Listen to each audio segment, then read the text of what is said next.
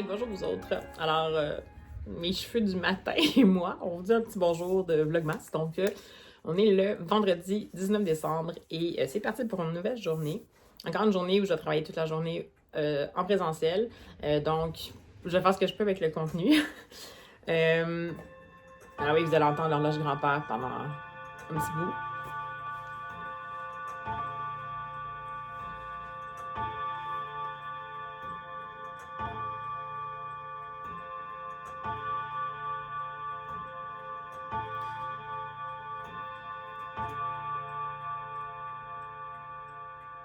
Et voilà, c'est toujours charmant, mais bon, quand même. Donc, je disais que j'ai quand même des petits trucs à faire ce matin. J'ai un rendez-vous avant d'aller travailler. Je sais pas si, dépendant de la durée du rendez-vous, ça se peut que je fasse tout petit peu de prospection pour un gilet de Noël, comme dirait mon copain, donc les Ugly Sweaters. J'en ai déjà un, mais on a une journée au boulot le 23 décembre où on est invité à mettre des gilets, disons, extravagants et ou ultra quétaines de Noël. Puis ben, ça fait un que j'ai depuis à peu près, je dirais, au moins 5 ans. Puis il commence à être un peu fatigué, là. J'ai la petite laine qui commence à faire des petites bouloches puis tout ça, fait qu'on va voir. Mais sinon, j'ai quand même celui que j'ai à la maison au pire aller. Donc, si j'ai le temps, ça se peut que je regarde là. Fait que si jamais c'est juste pertinent, je vous en montrerai juste pour le plaisir en petites images. Mais sinon, on verra. Alors, ce qu'on va faire, c'est qu'on va encore une fois ouvrir ensemble le rattrapage de mon calendrier Misty. Parce que dans le fond, finalement, j'ouvre comme aux 2-3 jours. Donc là, j'essaie de voir 17, 15, 16, 17, 18, 19. Ouh! Êtes-vous prêts pour 4 jours? Donc, on a le 16 ici. On va voir ce que ça va donner. Puis je pense que je vais faire un calendrier de l'après pour les dégustations. Thé vert, fraises des îles bio. Donc, feuilles de thé vert, fraises, papaye, arôme naturel. Donc, ça ressemble hyper fruité. Wouh! Moins mon genre, ça. Oh! Oh! Ça sent la fraise en guimauve.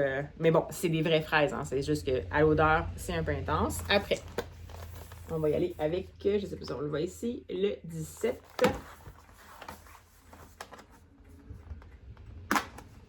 Vous avez peut-être vu aussi hier, là, je ne sais pas si vous allez avoir remarqué, mais que j'avais une attelle là, sur le bras gauche. Ça se peut que je la remette aujourd'hui.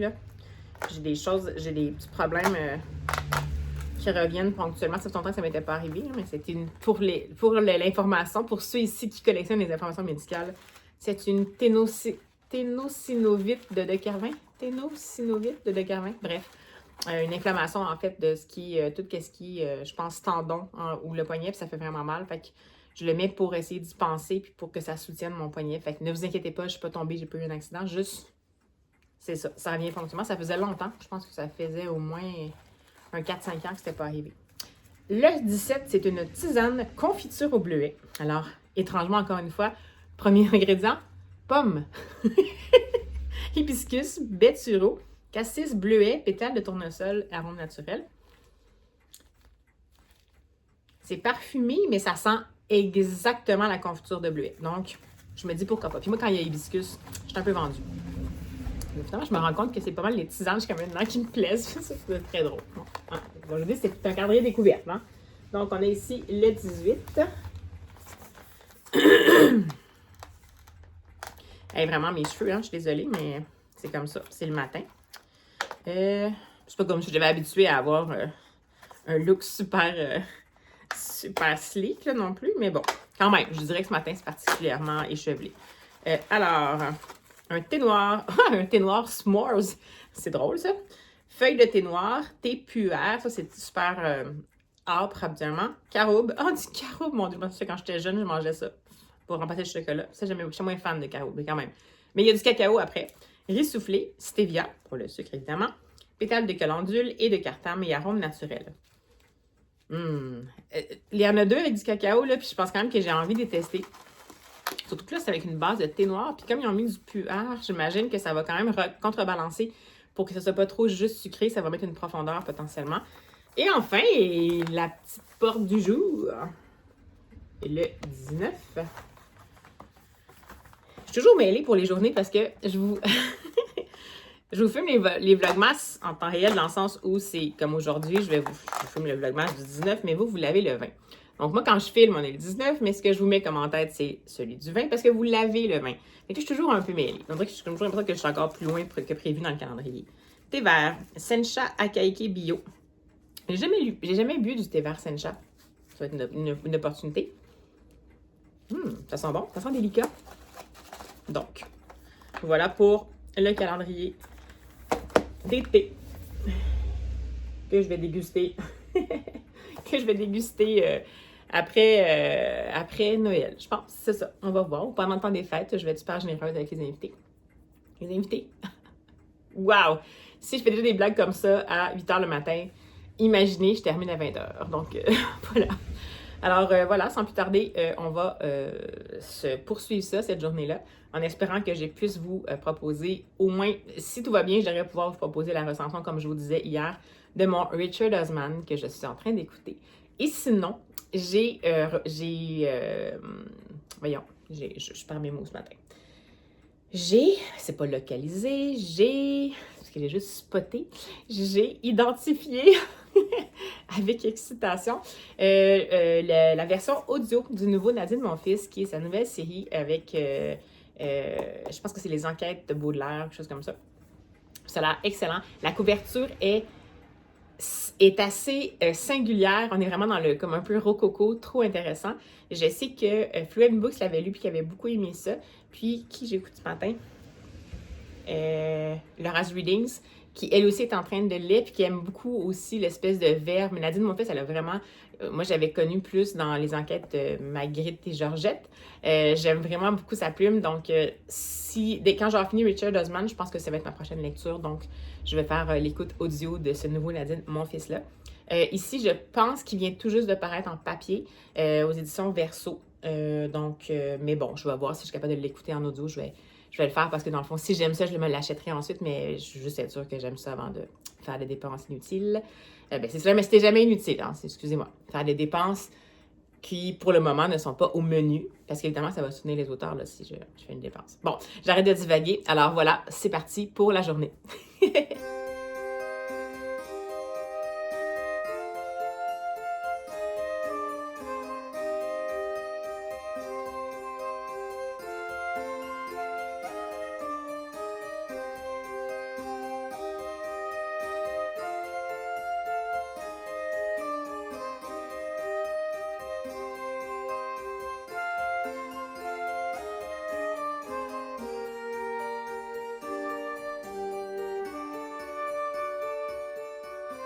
Et bonjour vous autres. Alors, toujours vendredi matin.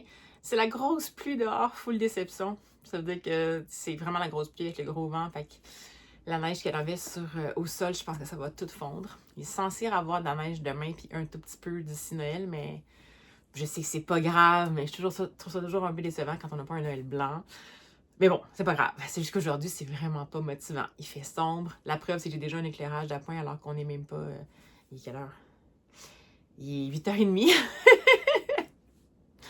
Donc, voilà. Alors, écoutez, ce qu'on va faire, c'est qu'on va regarder ensemble les calendriers de l'Avent. Donc, tout d'abord, le calendrier des casse-têtes qui s'appelle, dont les mots-clés sont Winter Thank You Card. Wow! C'est réconfortant. Ça donne envie de se... ça donne envie de se lever dans cette image-là pour aujourd'hui. C'est correct. Il me reste 3 jours avant les vacances des fêtes. Aujourd'hui, demain, puis le 23 décembre. Donc, il faut que je tienne. Ensuite, l'album jeunesse du jour. Couverture rigide, format vertical, rectangle, pas carré. J'ai retenu rien, hein, c'est pour ça que ça fonctionnait avec moi. C'est comme je les ai achetés sur l'année au complet. Il n'y avait aucune chance que je m'en souvienne vraiment. Sauf ceux qui étaient en format broché parce que j'en avais moins, donc... Alors... Désolée si je renifle un peu, j'ai une éternité, désolée. Alors. Ah, ok, ben, voyez-vous, c'est drôle ça, donc. C'est mon deuxième Sophie Blackall du calendrier de l'Avent, donc c'est Negative Cat. Donc, Sophie Blackall, dont je vous ai parlé avec Farmhouse et que je vous ai dit que j'avais appris à connaître par son concept. Je vais essayer de penser à vous mettre la fameuse image, mais son concept d'illustrer des petits mots de spotted. dans un livre que j'avais vraiment beaucoup aimé et tout ça. Donc, Sophie Blackall, ça parle d'un chat rayé, donc ça peut pas être mauvais. Mais encore une fois, le visuel, et je sais pas si ça s'est passé vraiment il y a un certain moment, si c'est soit son évolution de visuel qui se dirige vers ça, ou si c'est plutôt que c'était comme ça avant, puis ça évolue autrement pour le concept qu'elle a fait. Mais je suis moins fan de ces visuels-là. Mais c'est pas grave. Donc, l'histoire de Negative Cat. Donc, c'est l'histoire d'un chat, évidemment, qui s'appelle Max et qui est un peu différent des autres chats. Parce que, bon, la plupart des chats ont tendance à, genre, je sais pas, ronronner puis jouer avec des souris jouets. Mais Max préfère juste fixer le mur. Et dans le fond, tous les membres de la famille vont essayer de, justement, le réveiller un peu, sans succès. Tout le monde va abandonner un peu, sauf le petit garçon qui aime tellement son chat qu'il va tout faire pour le garder. Donc, j'imagine faire en sorte que son attitude change un peu. Donc, j'ai bien hâte de voir ça. Alors, voilà pour Negative 4 que je vais apporter avec moi au travail pour pouvoir le lire pendant ma pause repas. Alors, écoutez, je ne pourrais pas vous parler plus longtemps parce que je suis quand même en mode préparatif vu que j'ai un rendez-vous, comme je vous disais, avant d'aller au boulot. Donc, je pense que ce que je vais faire, je ne sais pas si j'ai le temps, mais je pense que oui. Je pense que je vais aller faire le petit casse-tête avec vous et en écoutant un petit vlogmas de Margot Liseuse. Et après ça, je vais me préparer pour partir. Puis après ça, ça va être la journée de travail. Puis on va se retrouver plutôt à la pause repas pour ma lecture de Negative 4 et peut-être la recension du Richard Osman. Fait qu'à tantôt!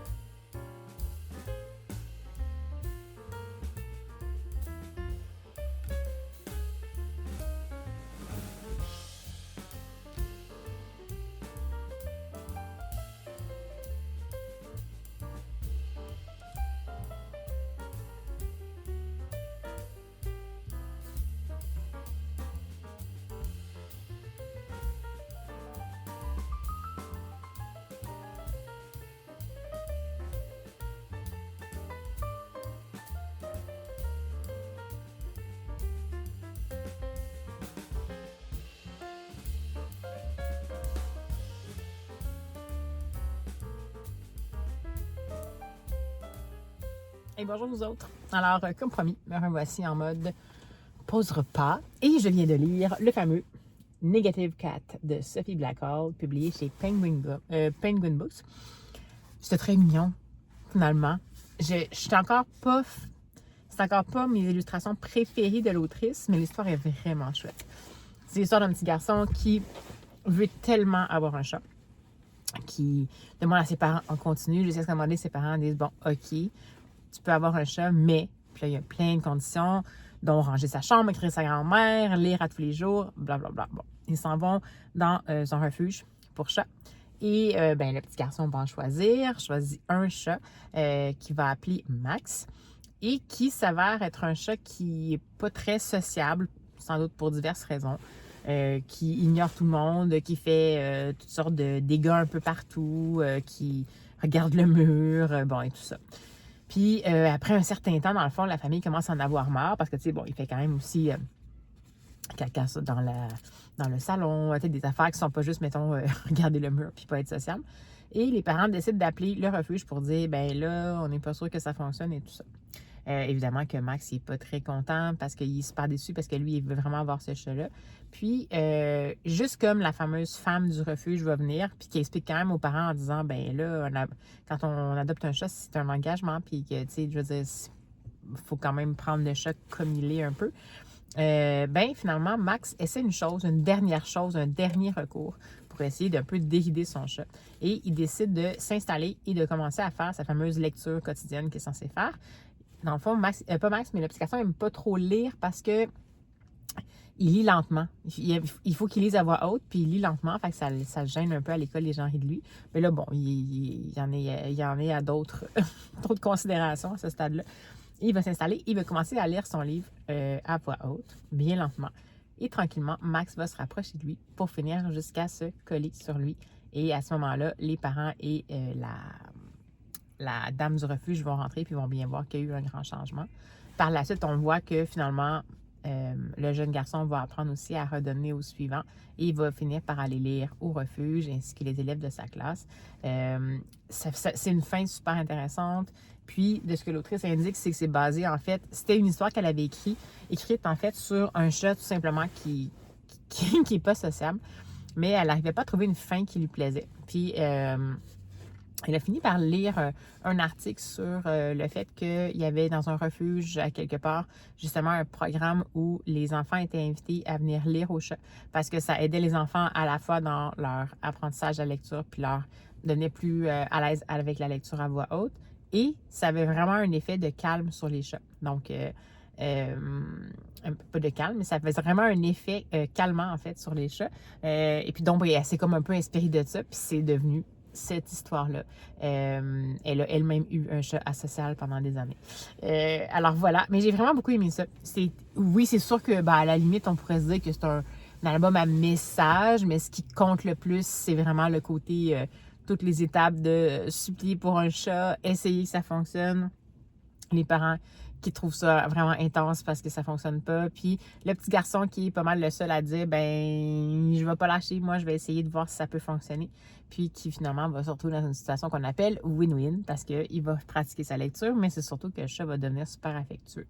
J'ai vraiment beaucoup aimé ça, c'est super mignon. Comme je vais le garder, même si étrangement, c'est pas... comme je vous dis, on dirait que c'est les visages qui me font... Ils ont des drôles de traits, je sais pas, on dirait que... Je sais pas, peut-être que ces autres illustrations étaient comme ça, mais je n'étais pas restée avec cette idée-là. Donc, ça me donne un aspect un peu vieillot, un peu sombre même, des fois, par moments, où on dirait que pour moi, c'est pas quelque chose que j'associe à la littérature jeunesse. Donc, c'est peut-être juste ça, finalement. Mais sinon, l'histoire est vraiment excellente. Puis, j'aime beaucoup les compositions d'images, là, quand même. Et justement, ça, c'est la double page qui nous montre quand la lecture va avoir lieu puis que finalement, le chat va se décider à se rapprocher de son maître. Et j'aimais bien l'idée aussi, quand il s'en va au refuge au départ pour choisir le chat, ça, je vous l'avais montré. Mais quand, à la toute fin, toute la classe va venir aussi pour lire au chat, je trouvais que c'était une belle composition. Plutôt que de mettre les cages, dans le fond, ils ont vraiment mis tous les enfants qui lisent, puis tous les animaux qui vont finir par se rapprocher d'eux autres. Donc, ouais, j'ai vraiment Très intéressant. Aucune idée si ça a été traduit. Je vais peut-être vous le mettre éventuellement si je trouve la vignette. Mais ouais, pour les amoureux des chats et même des chiens, parce qu'en fait, là, on parlait des chats, mais je sais qu'il y a aussi des programmes qui sont faits pour la lecture à voix haute avec les chiens.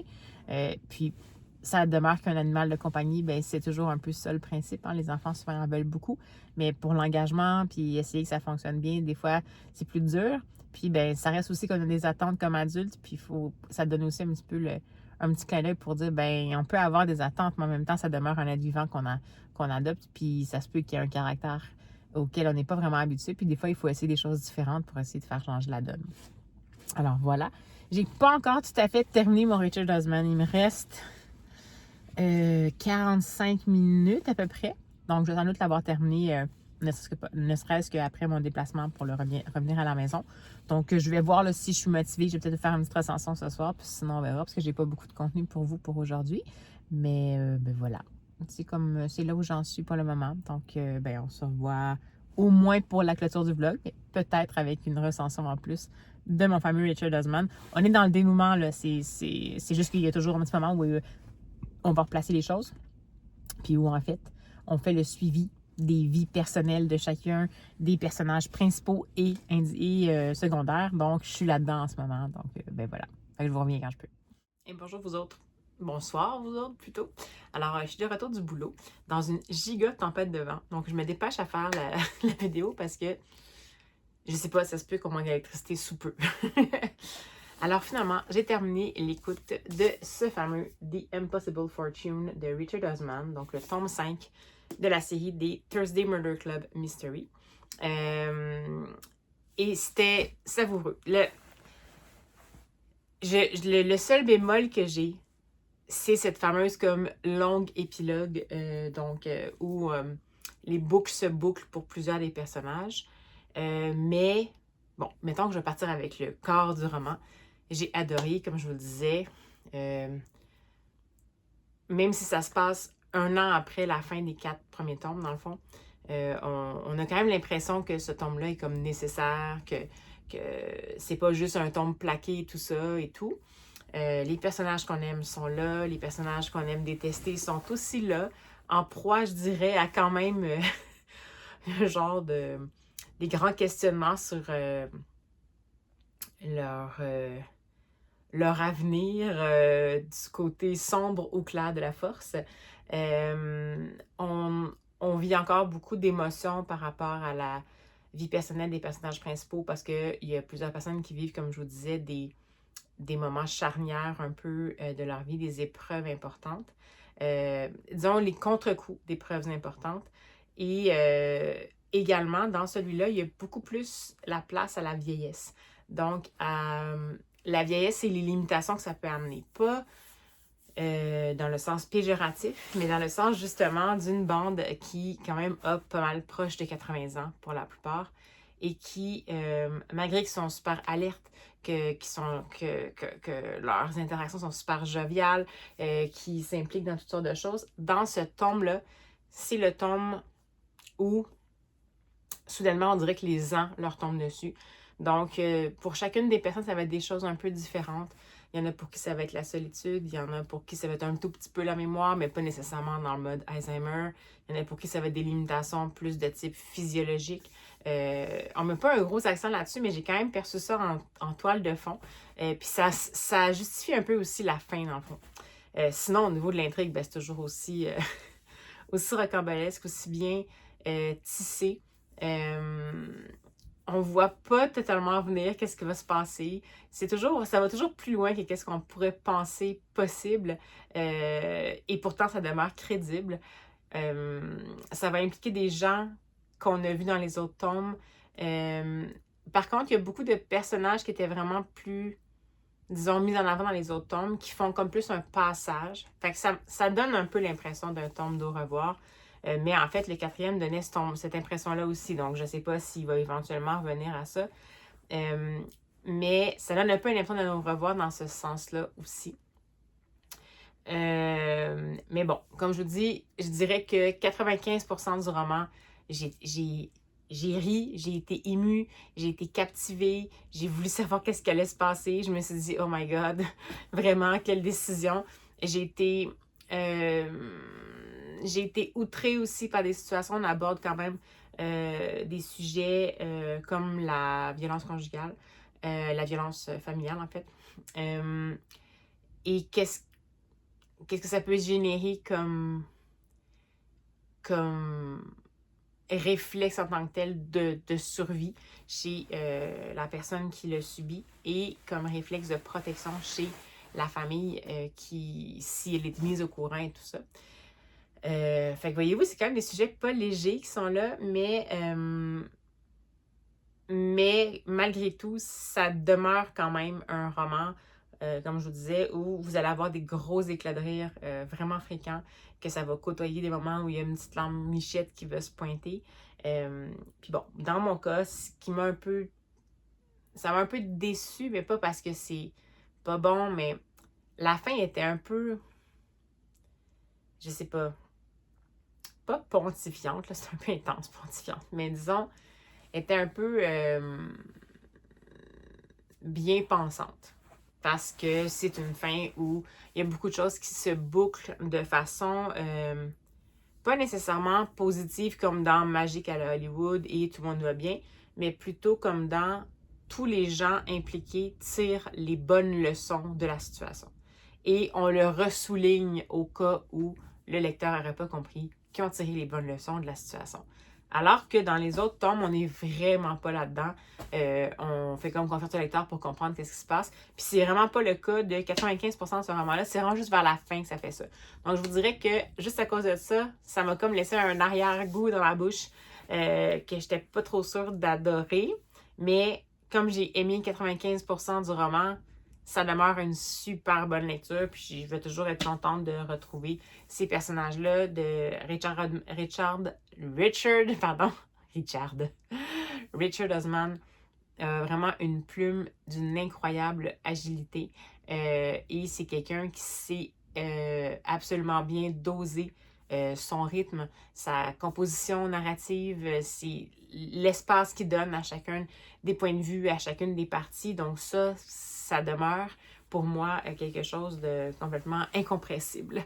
Mais bon, on dirait que cette petite fin-là, je me suis dit, c'était-tu vraiment nécessaire, Richard? Hein? On aurait peut-être pu s'en passer. Alors voilà, donc c'est mon avis à chaud de The Impossible Fortune de Richard Osman. Et ben, je vais mettre fin au vlog ici. J'ai reçu un livre à la bibliothèque aujourd'hui. Mais je vais vous le garder pour demain pour le vlog parce que j'ai vraiment trop peur que l'électricité manque. Fait que je pense que je vais juste comme garder la batterie de mon cellulaire pour les urgences. Alors voilà, j'espère que ça vous a plu cette journée-là, un peu en morceaux. Et ben, on va se retrouver nous autres dans moins de 24 heures. Donc demain matin, avant-dernière journée au boulot. Donc demi-journée pour moi demain. Puis la prochaine, ça va être le 23. Puis après ça, congé pour un petit bout. Donc j'admets que j'ai vraiment hâte. Je suis un peu tannée. Donc voilà. Mais demain, c'est une demi-journée, donc ça se peut que je vous prenne pas au réveil, dépendant de quand je vais me réveiller, mais sinon, je vais peut-être vous prendre plus en après-midi dès que le vlog va partir juste plus tardivement. On va voir. On verra ce qui va se passer demain. Bon, ben à demain!